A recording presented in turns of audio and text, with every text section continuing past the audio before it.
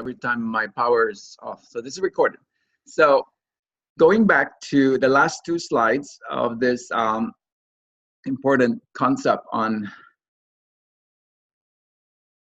inferential statistics is looking at the percentile ranks and the z-score, because this is the first inferential statistics that we're going to deal with. Then we will deal with t-test, then we will deal with ANOVA, which is an F-ratio statistics, and so on and so forth. So right here, the example is very simple. We have a group of 62 young women with a mean age of 16 years and a standard deviation of 2.94 years. What would be the percentile rank of a girl age 14? What percentage of girls are the same age or younger? Because we know that in a z-score, there's specific number of people that belong based on the standard deviation. We know that standard deviation plus 1 are 44, standard deviation plus 2 are, so we have to memorize this basically. This one, this needs to have a very good memorization in our mind when we think about z-score, because these are a priori. We don't even have to collect data. These are already standardized normal distribution. And so we basically need to memorize this, that if I have a student that's 1 plus standard deviation, that accounts for 34%. And then I move to the plus 2 standard deviation, that's already 34 plus 14 would be 48. And then if I do the negative ones, then it accounts for a total of 100. So now when you have this calculation and you're being asked to calculate what would be the z-score for this in a given scenario, well, we'll just plug in the numbers because we have everything. We have what we call the a priori theory when it comes to the standard, the normal distribution chord. So plug in, the formula is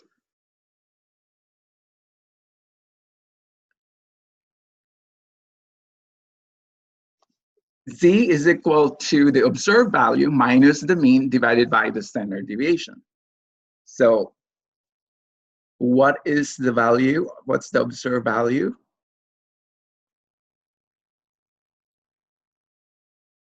$14 was the observed value, and the standard deviation, and the mean, the known mean is 16. And then divided by the standard deviation. What is the known standard deviation? 2.94. And so we do the math. 14 minus 16 equals minus 2 divided by, that should be 2.94. Now, this is not my mistake anymore. As you can see, that has the logo of the book. It's 0.6802. All right. Even though I'm doing this in the morning, I can't believe I'm picking up all the typo. This needs to read 2.94, okay? Because that's what it says here on the given. The standard deviation is 2.94. So the observed mean was 16. A group of young women with a mean age of 16, so that is the known population mean of the 62 young women. And then what would be the percentile rank of a girl age 14? So that is the given value. That is the observed value. So 14 minus the population mean, the known population mean, it's minus 2 divided by 2.94, and the answer is minus 0.68. Do you concur? Yes, Doc. All right. Doc, I have a an insight. I tried directly subtracting 14 and 16, then immediately dividing it to 2.94. That can be done too, yes. But it's There's a different. shortcut for this. But Doc, the answer is different. It's 8.55. If What I'm did correct. you, what number did you plug in? 14 minus 16 divided by 2.94. Uh-huh. That's the answer is 8.55. So So I think 14 not yes. minus 16 16 is minus 2 divided by 2.94. 2.94 equals minus 0.68. That's what I have. I think Doc, I if you try to use the formula and then you immediately subtract it and divide it at the same time, it gives you a different answer. So the technique here, I think, is to go through it one by one. Yes, Am I correct, correct. Doc? It needs to be, the numerator has to be done first, Yes. and then followed, divided by the denominator, and then you get the correct answer. All right. Thank you. So that is, we're getting closer. So right here now, when we look at the percentile ranks in the z-score, we just simply need to look then this number in a z-table called the area under the normal curve.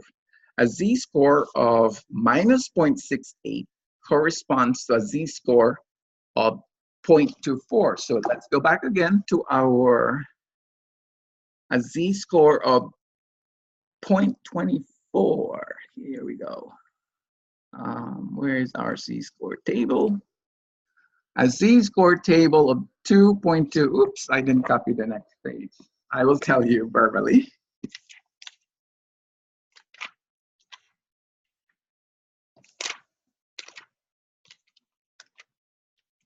Don't worry, you're gonna get this book. This is my gift to all of you. So, and just make this stay in the library so everybody can have utility. So in the second page of the book, which I will take a picture, a z-score of 2.4 at a 0.05 level will cover up to 49.29. So going back here, the percentile rank is 24.83. So a z-score of 0.24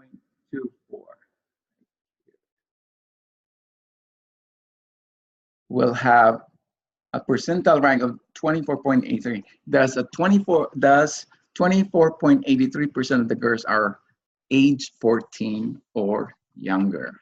That's how we're going to interpret the z-score for this particular example. I'll send you the second part of the table. So here's a follow-up question. If a value has a positive z-score, its percentile rank is above, below, exactly, or there's not enough information to tell. Positive z-score. So if we look at the table, the table starts with 0.0 and everything is positive from 0.1, 0.2, 0.3, 0.4, and it gives you the percentage of the total area of the normal curve between the z-score and the mean. So with that given, what that tells you is that a positive score would be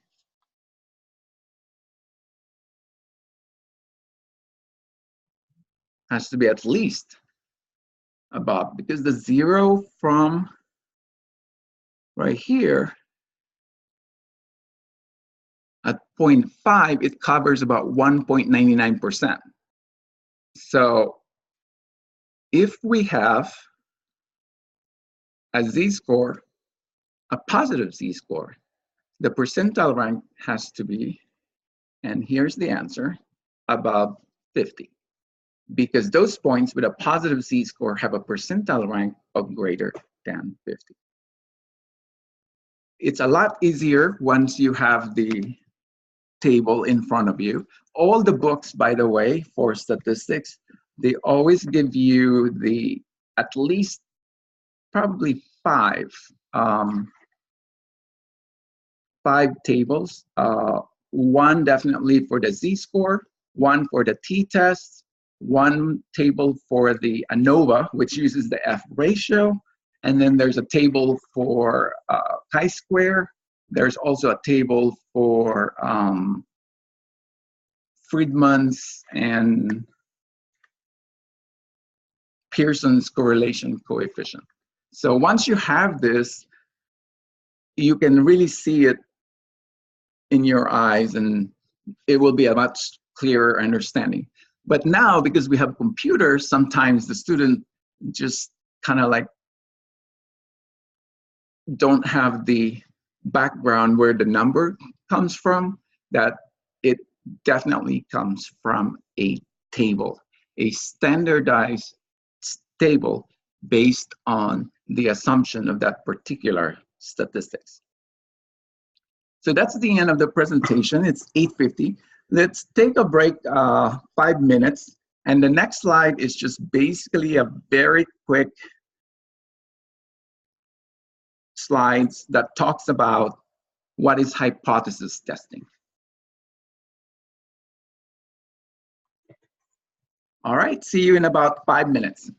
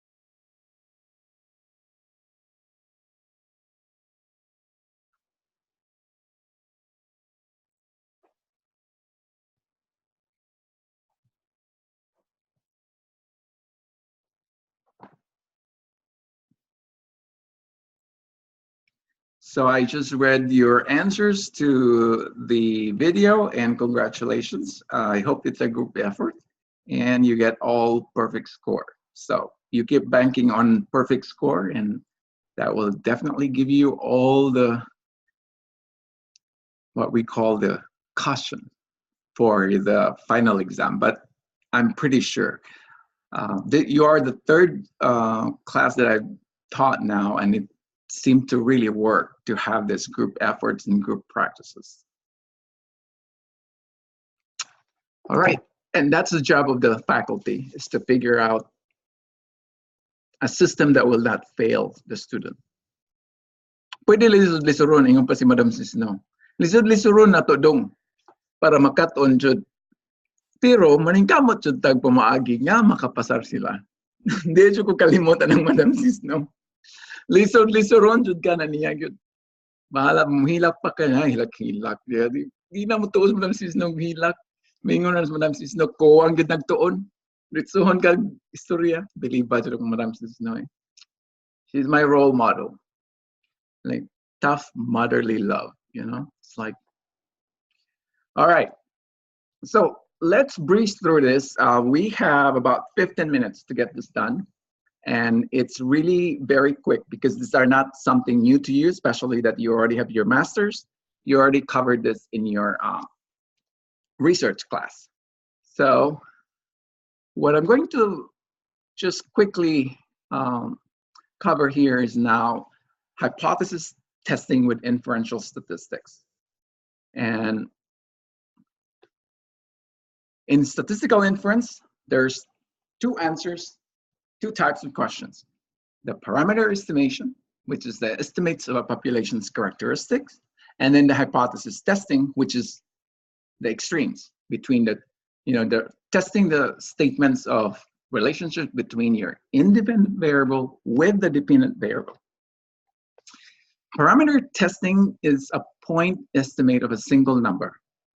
And when I was in my undergrad, I couldn't really understand the word parametric statistics and non-parametric statistics. Like, what are all? And now that I speak English and Bisaya, it's so easy for me to say, parameter good ka nang nakay boundary. So, naanay set ng mga boundaries. Manay parameter. Mo nang gitawag siya parameter kay kinahanglan musubay gyud ka sa mga boundaries. Kay kung di ka musubay sa boundaries, non-parametric na siya. So suswanga jud ning English kay sabton usahay. Kung sa may diferensya ganing parametric ug non-parametric. So what are our parameters? Well, our parameters are the measures of central tendency, which is your mean, median, and mode. What are the others? Standard deviation, the measures of dispersion, the variance, the standard deviations, the error of mean. Those are all estimates. Those are all parameters. And in a normally distributed curve that is considered parametric, we already know that the mean is in the center, and then there is expected number of people that belong to +1 standard deviation, +2 standard deviation, +2.5 standard deviation, and on the left, -2 standard deviation, -1 standard deviation, -2 standard deviation, -2.5 standard deviation. We know that people belong exactly to those numbers, and that's why it's called parametric, and it needs to follow the normal distribution curve. And parametric means there is a parameter that needs to be followed. It needs to look perfect and pretty because it's parametric. I always joke with it. Don't forget, parameter means pretty. It's a pretty bell. When it's an ugly bill, then you cannot apply the parametric statistics. You need to look for the non-parametric alternative.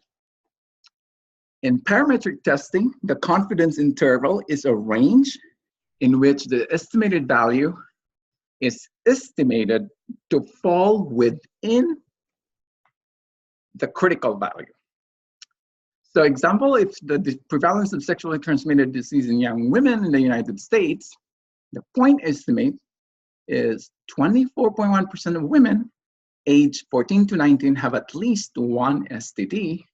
The confidence interval then would be between 18.4% and 30.9% of women aged 14 to 19 have at least one STD. Now, how did we get the 18.4 and the 30.9?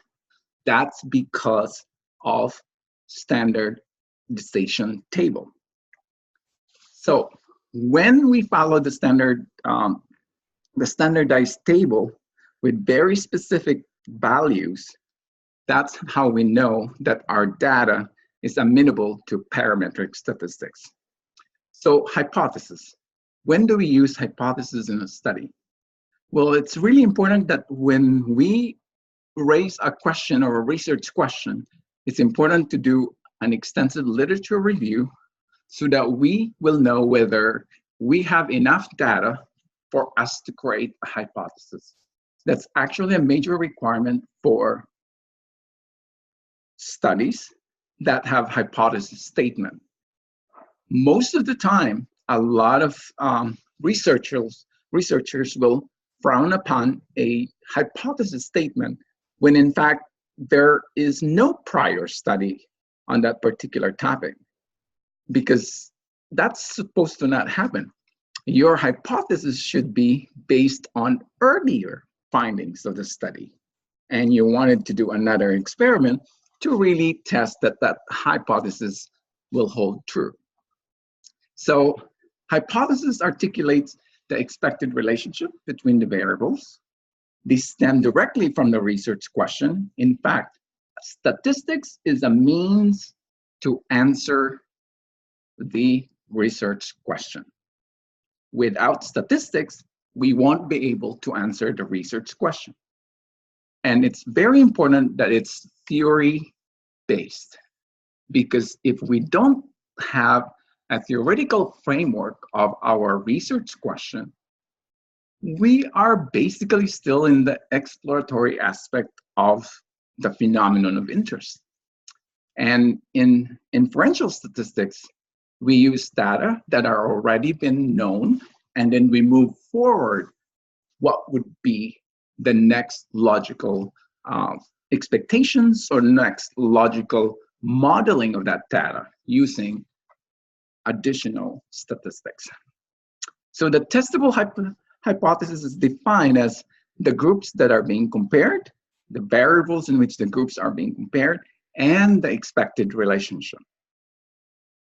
It's always two main goals of statistics are determine relationship, and the second one is to predict the dependent variable.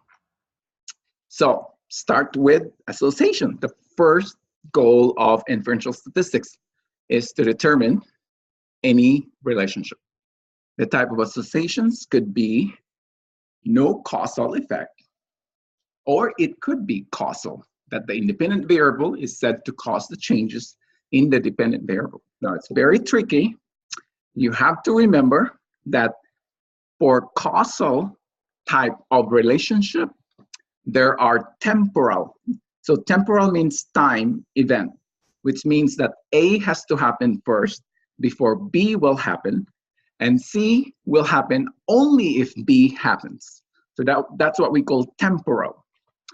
That is a requirement of a causal relationship. In order for you to say that the cause of the high score in NCEE is due to the intervention, then there has to be a temporal component for it, which is basically, these are the group of students who are about to take the exam, and then you introduce the intervention just before the exam, and you randomize the group, one that did not get this special tutoring, and one group got the special tutoring. And if you find that the mean score the dependent variable is higher in those students who got the tutoring, then you know that there is a temporal component because they're about to take an exam, they got their intervention, and then they got higher scores. Now, in the absence of temporal, then we cannot presume causality. So that is a major important consideration when we look at causality. So the null hypothesis states that there will be no relationship between the two variables. That's null. It's always no relationship. The alternative hypothesis would be that there will be a relationship between the two variables. It could be directional. It could be non-directional. That's why we try to always do two-tailed, because you want to make sure you cover direction to the right and direction to the left. Just like what we've seen in Pearson's correlation, it could be a positive correlation, which means that as the independent variable increases, the dependent variable also increases. That's a positive directional relationship. But it could also go in a different way. As the independent variable value goes down, the dependent variable also goes down. So that's a negative. It's still directional, but it didn't go on a positive way. So that's why we always do two-tailed exam, just to make sure that we cover the negative, statistically significant negative correlations and the statistically significant positive correlations between the independent variable and the dependent variable. The null hypothesis, another example, is that there will be no relationship between height and weight in adolescent boys. The alternative hypothesis would be height will be positively related to weight in adolescent boys. And for example, the taller boys will weigh more. In a non-directional alternative hypothesis, this will be stated as there will be a relationship between height and weight in adolescent boys. So one commonality that you will see here is that the null hypothesis always has the word no relationship, no association. And I emphasize that because when we talk about type 1 error, it can be confusing because you're going to say, if the null hypothesis is true, if the null hypothesis is false. Well, what does it mean when the null hypothesis is true? It means that there's no relationship. So you have to be very careful about how you interpret. Because null hypotheses are stated in a flat no association. There's only one way of stating null hypothesis: no relationship, no association. And if the null hypothesis is true, you don't reject the null hypothesis, therefore there is no relationship. So that's a very careful thing that a lot of students make mistake, because in the exam, they will find that the p-value is significant. And if the p-value is significant, you have to reject the null hypothesis. And then your conclusion should be, there is a relationship. You have to remove the no, because the null hypothesis is stated as no relationship. So be very careful, because it's kind of like it plays on your brain. The way the null hypothesis is stated is that no relationship and no association. And yet, when it is statistically significant, you reject the null. And when you reject the null, what happens to the conclusion? There is a relationship. Moving on, hypothesis testing. Hypotheses are tested with inferential statistics. The null hypothesis is always the hypothesis that is being tested. Rejecting the null means that the researchers believe the variables are statistically associated with one another. And if we accept the null, This means that the researchers do not believe that the variables are statistically associated with one another. Self-explanatory. The decision to reject or accept the null hypothesis is based upon two things: the p-value, or what we call the probability value. So think about this, where this is developmental knowledge again. We discuss probability first before we reach here, because it just keeps on growing. So the p-value is a probability value. This is a probability that the results of the statistical test were obtained by chance alone. This is computed from the data and is not known until the statistical test is completed. Now, what about the alpha value? Very different. So when you look at P versus alpha, P is the probability of the results, that the results of the statistical test were obtained by chance alone, but not yet computed. But in the alpha, this is p-value that is defined by the researcher as statistically significant. And this is defined before any statistical tests are conducted. The common alpha levels are 0.1, 0.05, and 0.01. I have not done a study with a alpha level of 0.01. I have done 0.05 in a lot of my studies. I've done one study with a 0.10 alpha level, especially in correlations, because the standards is you only need 40% to pick up statistically significant differences in a lot of correlation studies, and that's why your alpha value is 10. And you allow a 10% chance that you are probably wrong. Your bar is loser. It's loose. I mean, you loosen up your standards for statistically significant results in a lot of the correlation statistics. But when it comes to mean, when it comes to comparison of means, comparisons of median, it's always at 0.05 alpha level. That's the standard. That's the only level that researchers can, I should say, the researchers have agreed. There's a universal consensus that we can take a hit, we can take the chance that we could be wrong with a 5% probability. So here's a question. Which type of hypothesis is the following statement? People who are immunized against the flu will be less likely to contract the flu than those who are not immunized. Is that a null hypothesis? Is that a directional hypothesis, a non-directional hypothesis, or an alpha level hypothesis? All right, I see people in the chat.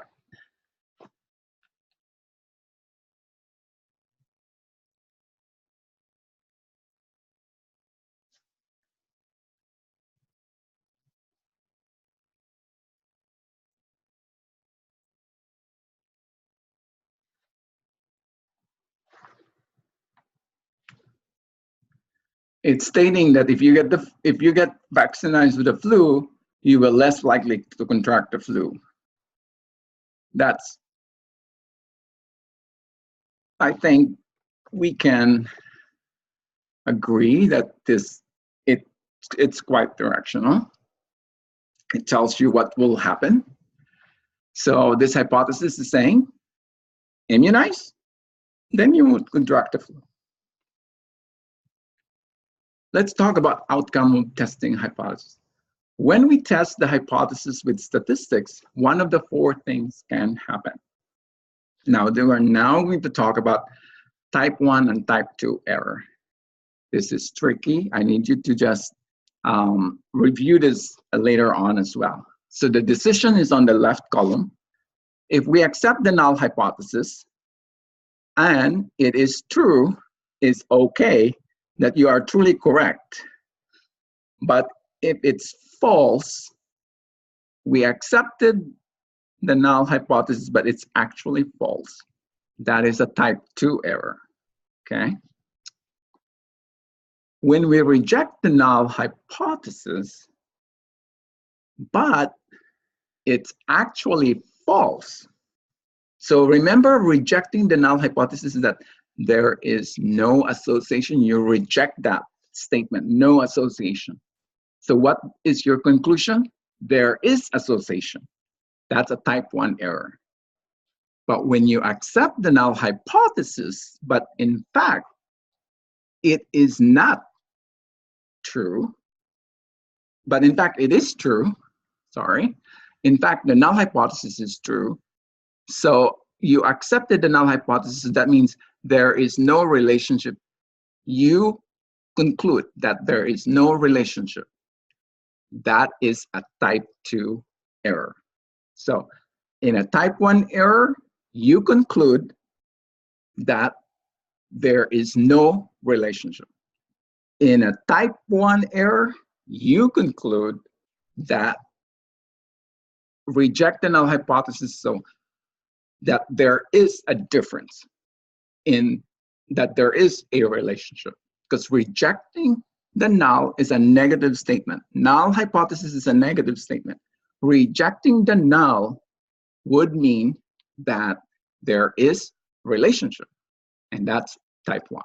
Accepting the null means there is no relationship. That is a type 2. So let's put this into a very good simplistic example. In a type 1 error, reject the null when it is true. And what that means, there is relationship. Tricky, tricky, tricky. Because reject the null, we need to immediately define what's a null. Reject the null, and we can replace the word null, reject that there is no association, or reject that there is no relationship when it is true. In other words, we say that there is a relationship between the variables when one really does not exist, because we rejected the null. There is no relationship, and therefore we concluded that there is a relationship. Type 2 error, we accept the null when it is false. So in other words, rejecting the null, your conclusion is there is relationship. So in other words, we say that there is no relationship between the variables when one really does exist, because you just accepted the null that there is no relationship. But the reality is one relationship really does exist. So this is, when you take the exam, you need to do the conversion of the word, and you need to make sure that you need to pause for this. Because I myself, I've been wrong many times. I've been teaching this for so long, and I was like, no. Type 1 error is, wait a minute, what was it again? My association always with type 1 is that you need to reject the null when it is true. And then I stick to that, and then I would say, okay, as long as I will remember that in type 1, I rejected the null that says there is no relationship.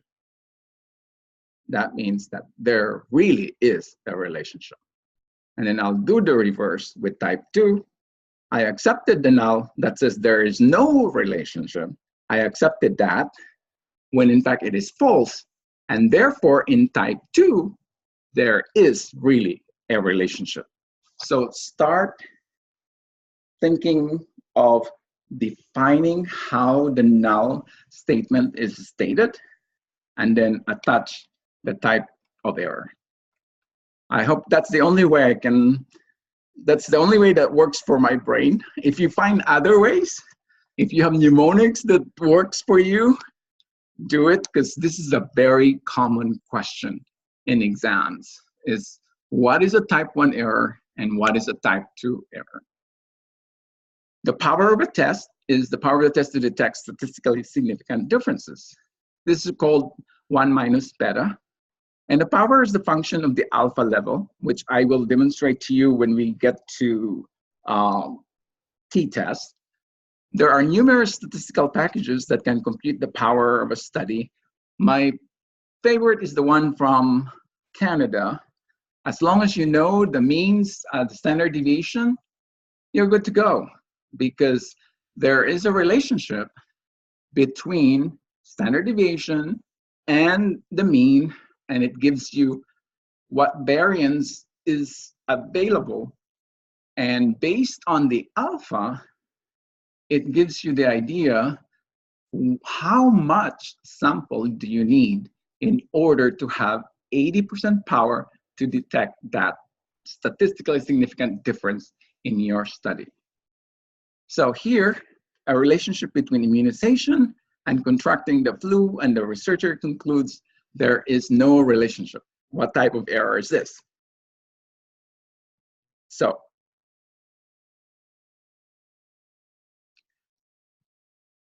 they basically, in this situation,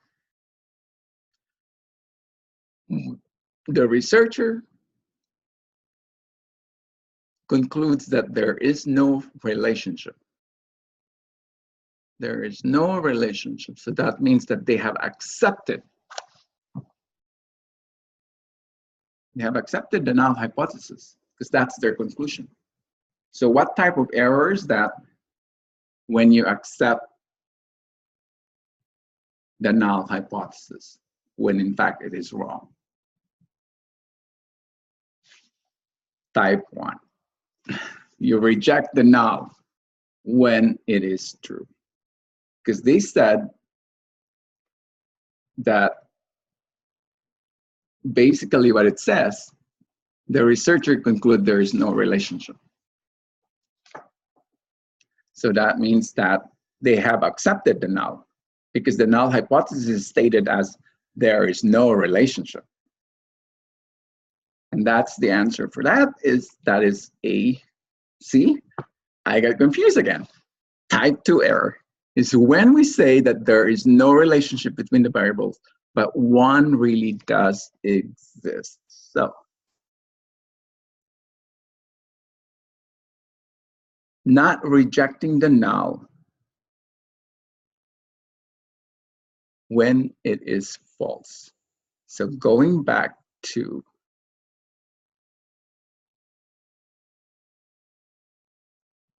they have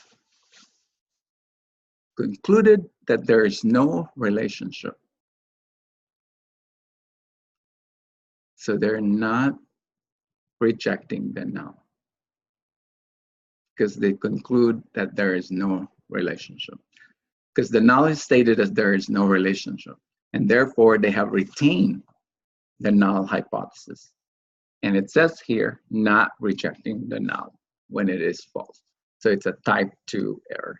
See how I get the mistake right away too? Because the only way it will become a type 1 error is when they reject the null. But here in this situation, they did not reject the null because the researcher concludes that there is no relationship. That is the null. So they did not reject the null. So, all right. And that's why it's a type 2 error. So this is the last slide, the 6 steps of hypothesis testing.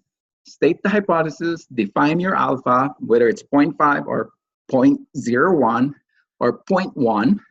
Make sure the data meet the assumption of the statistics that you're using, also known as parametric versus non-parametric. And to be parametric, remember the 4 criteria that we talk about in the first few slides. The normally distributed, symmetrical appearance of the bell curve, and then that the area under curve is 1. Those 4, they have to be met in order to use the parametric statistics. Make sure that the data meet the assumption, compute the parameters, you need to know the mean that are being compared, compute the test statistics and obtain the p-value. And then once you have that, you have to get the book, because the calculated value of the statistics you use has a specific table. for each of the different values of the statistics at different levels of significance. And then number 5, compute the test statistics and obtain the p-value. And then you compare the p-value to the alpha level and state a conclusion. And always remember that the alpha level is the critical value. That is the chance that you are taking that you got the result by chance only. That's your percentage of error, 5% error rate.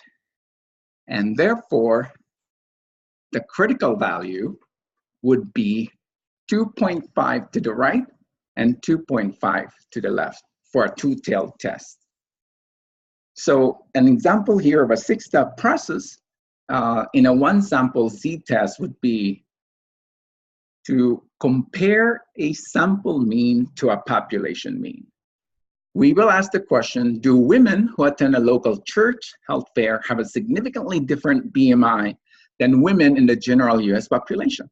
Now that's very easy because we have data for general US population. You state your hypothesis, you'll say the mean BMI of the women attending the health fair will not be significantly different than that of the US population. That's null hypothesis. No significant difference. The non-directional alternative would be the mean BMI of women attending the church health fair will be significantly different than that of the US population. We will define the alpha level at 0.05. That means that if the value of the computed statistics occurs by chance, that's only 5% of the time or less. You only take the risk, a 5% risk that you are allowing the chance to be a factor in your conclusion. We will use a one-sample z-test, which is the appropriate test when comparing a sample mean to a population mean. So z, sample mean to a population mean, to a known population mean. The rejection region, we already know the picture of the bell curve. Basically what it says is that if it's a two-tailed test, there will be that 2.5% to the bottom, which is in the left side of the curve, and a 2.5% on the right side of the curve. And those are what we call the rejection region. And those are what we call statistically significant differences. And therefore, you have to reject the null that says there is no significant relationship. This is a very good picture of the rejection region. We know that in a known population mean, which is right there, it's 0 in the middle, standard deviation -1 to the left, standard deviation -2 to the left, and standard deviation -2.58. That's half of the direction, and then on the other right half is the +2.5 directions. You combine the two, that's your 5%. That's your 0.05 level of significance. And that's when you reject the null hypothesis. You make sure that the data meet the assumption, that the data are normally distributed, the population mean and the standard deviations are known, which is what's given in the problem. The population mean for this group of the US women is about 27.9 with a standard deviation of 5.4.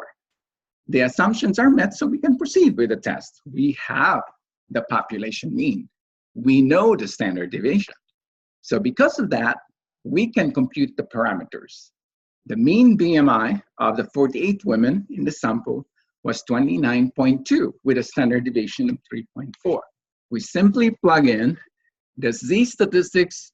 The formula is the observed mean minus the population mean, the known population mean, which is denoted by the symbol mu, divided by standard deviation, or what we call the sigma, divided by the square root of the sample size, which is letter n.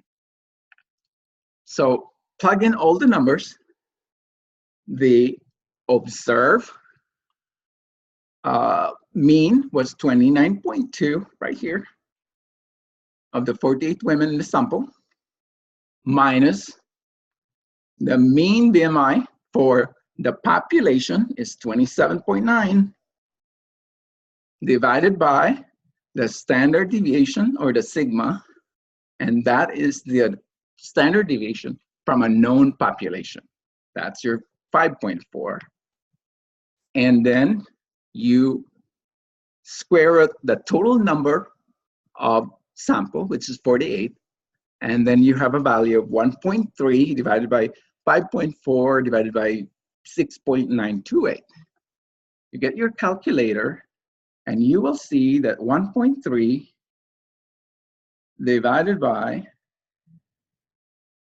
0.7794 is 1.66, or we round it up to 1.67. Now that is what we call the Z test statistics. Again, by simply looking at our Z score table, we can tell right away that this is not a statistically significant, because look at the Z. You literally need at 0.05, the critical value that's 5.96, or maybe at 5.57 that covers the critical area to the left and to the right. You literally need a Z score of 0.1 or less. So by just looking at this, you can easily pick up that this is not going to be a statistically significant result, because what you have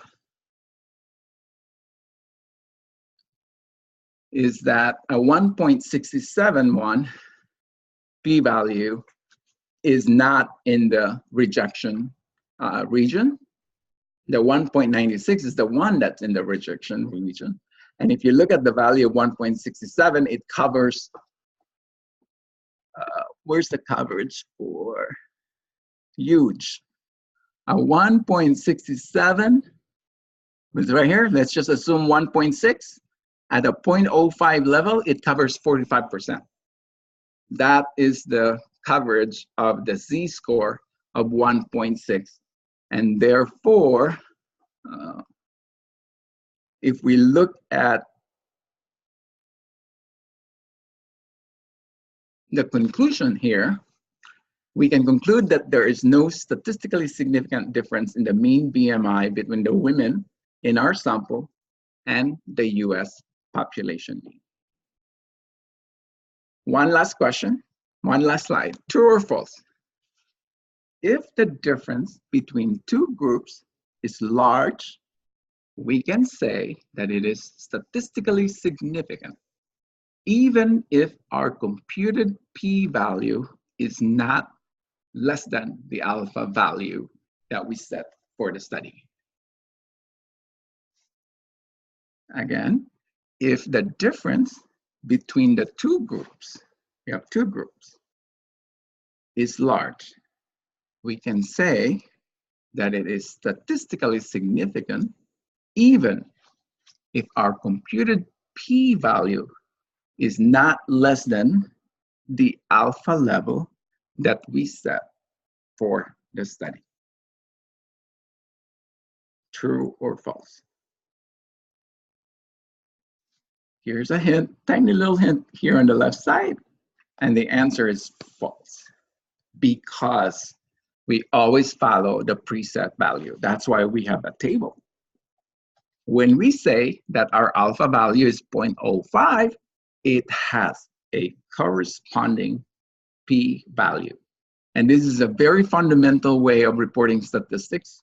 When you report your results of your research that involves Z statistics or T statistics, as a reviewer myself, I really get annoyed by submissions that just gives me the p-value. That is not, APA is very clear. You need to state which statistics did you use. If you put F equals blah, blah, blah, P equals 0.9. I know right away that you use ANOVA because F represents, F ratio is the one that's being used by ANOVA. If you say that your result has a test statistics value of, and it starts with a letter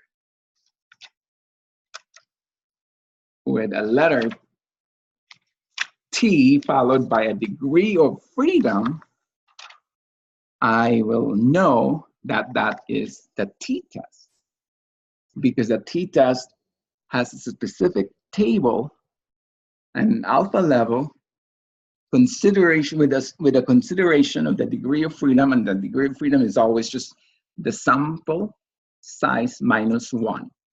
And based on that, you'll be able to see what would be the value that would be considered critical. So when you report your statistics in the future, always remember you need to report what is the test statistics value, what is the degree of freedom, if that is applicable, and then what is the p-value. Reporting the p-value right away without giving the reader what those test statistics value are,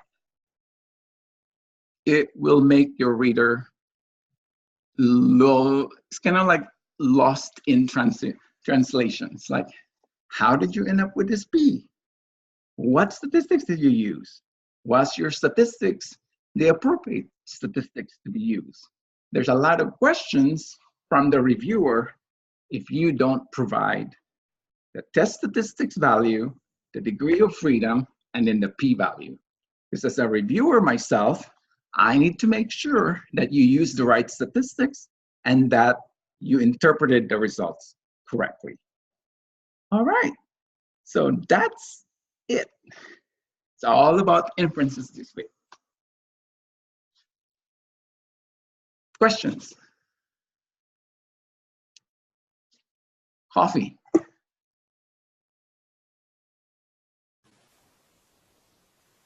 Doc. Doc. This is my favorite part because now you're the one talking. Doc, this is not related to our discussion today. I would just like to ask if we can have, for me, if I can have, and for maybe for the rest of the group, an extension for our quiz. Maybe we can have it around How Tuesday. how many days extension would you like? Is it okay to have a 2-day extension, Doc, Wednesday? Sure, that's Yeah. better. That's a good assessment. I think that when I looked at the assignment, I said, maybe this is a little bit too close. And then I also, this is me, I always believe that every year should be a better year than the previous one. As a teacher yourself, always challenge yourself that year after year, you will have a 5% improvement and 5% increase in the difficulty of the materials that you teach to your students. Try to always achieve that, because you will make Cebu Doctors the best university in the world. 5-year improvement every year. If you sustain that, Cebu Doc will become the best university in the world, because you continually improve.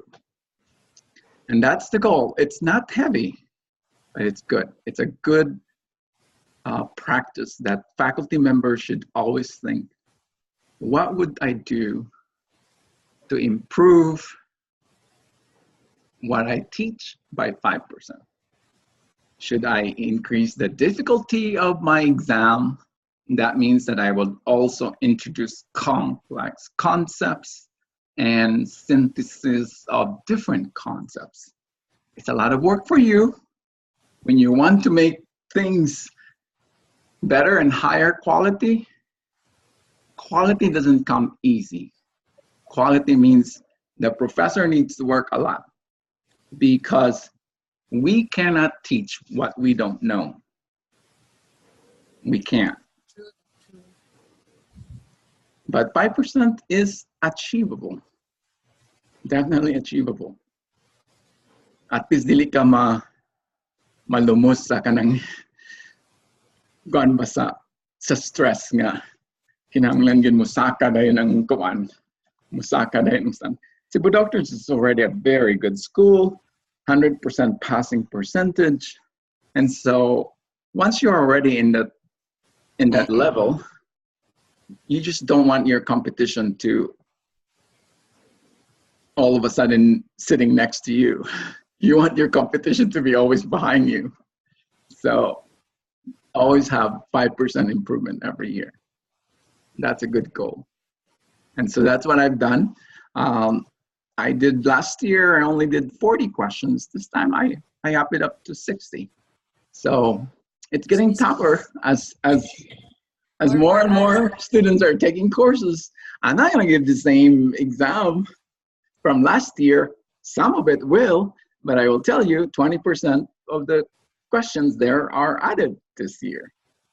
It's continuous improvement. So you are going to be better than the first year. Always making sure the next batch will always be better than the previous one.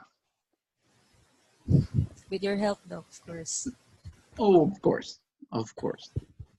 Learning is learning. Thank you. Take care. And then I'll say hi to you guys when I'm in Milan. I'll send some pictures of the Domo by email. I will turn off my Facebook because it gets crazy when you travel and you post your pictures in Facebook.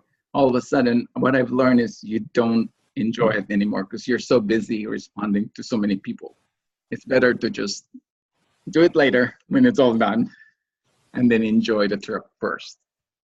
So take care and see you next week, and call your friends for the individual assignments if you need help, and call your friends if you need assistance with the group projects. I will send the group project questions, which are, we need to produce the means, the median, percentages, cumulative percentages, bar graph, histogram, all the things that we've done the first 3 weeks. I need the SPSS output. It will be a group test. All right? Thank you, Doc. Awesome. Thank you, and have a good night. Sleep well. Take care. Bye. Bye, everyone.